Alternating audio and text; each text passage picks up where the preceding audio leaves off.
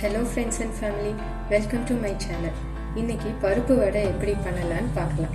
அதுக்கு தேவையான பொருட்கள்: ஒரு 1/4 கிலோ கடலைப்பருப்பு நான் 2 மணி நேரம் ஊற வச்சு எடுத்துருக்கிறேன்.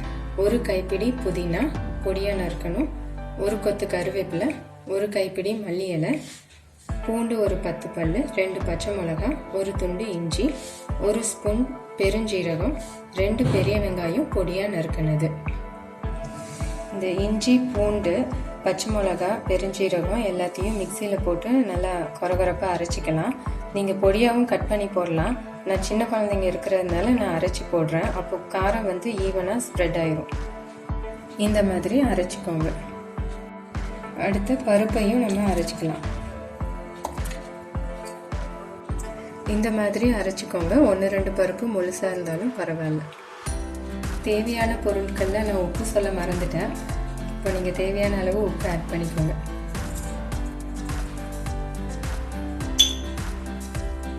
பொடியாக நறுக்கின கருவேப்பிலை, ஒரு கை புதினா இலை,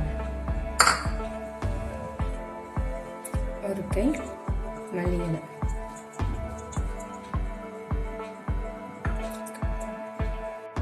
நறுக்கி வச்ச பெரிய வெங்காயம். இதெல்லாம் இப்போ ஒன்றா மிக்ஸ் பண்ணிக்கலாம்.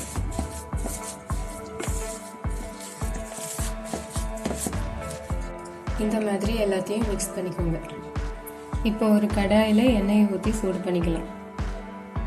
முதல்ல இந்த மாதிரி சின்ன சின்ன உருண்டையாக உருட்டி சைடில் வச்சுக்கோங்க.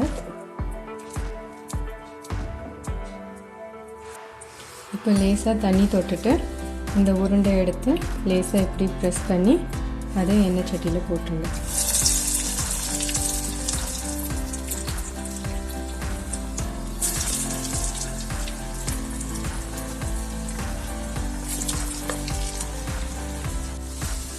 ஃப்ளேம் மீடியமாக வச்சு ஃப்ரை பண்ணி எடுங்க. அப்போ தான் கிறிஸ்பியாக வரும். இந்த மாதிரி கலர் வந்ததும் நம்ம எடுத்துடலாம்.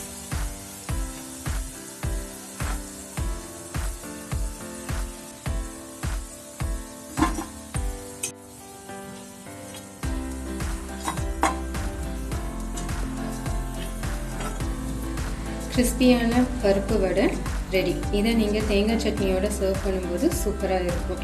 இந்த ரெசிபி உங்களுக்கு கண்டிப்பாக பிடிச்சிருக்கும்னு நான் நம்புகிறேன். பிடிச்சிருந்தா இந்த வீடியோவுக்கு லைக் பண்ணுங்கள், ஷேர் பண்ணுங்கள், கமெண்ட் பண்ணுங்கள்.